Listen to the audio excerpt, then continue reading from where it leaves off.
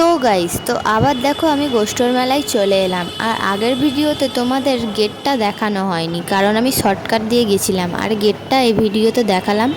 দেখো অনেকই সুন্দর। আর আমরা ভেতরে চলে এসেছি। আর দেখো মেলাতে ঢুকেই দেখলাম আজকের ফাংশন ছিল, তাই দেখো কত লোক। আর সেই যে দেখো মন্দির দেখা যাচ্ছে। আর এই যে দেখো ঘোড়া। মঞ্চে আসন অলঙ্কৃত করার জন্য সম্মাননীয় জাহাঙ্গীর খান।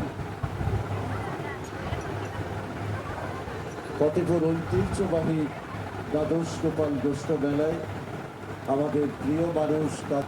আর এই ঘোড়ার গাড়িটা পাশেই ছিল, তাই ভাবলাম তোমাদেরকেও কিছু কথা বলি। এই ঘোড়ার গাড়িটা আমি যতবারই মেলায় আসতাম ততবারই এটা চড়তাম, খুবই মজার, তাই ছোটোবেলার কথা মনে পড়ে গেল।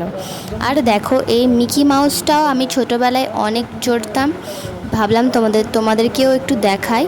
আর এই যে দেখো ট্রেন গাড়িটাও আমার অনেক চড়তে পছন্দ, ছোটোবেলায় আমি অনেক চড়তাম।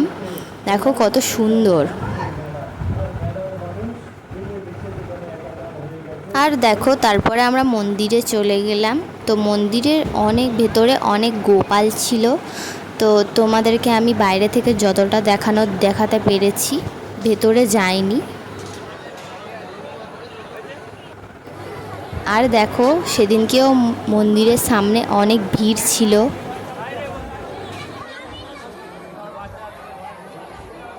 তারপর দেখো মন্দির থেকে এসে আমরা একটু ঘুগনি খেয়ে নিলাম। আর তারপরে মেলায় ঘুরতে বেরিয়ে গেলাম। আর একটা খেলনার দোকানে ঢুকে গেছিলাম, কারণ আমার ভাই আর বোনের জন্য খেলনা কিনতে হবে।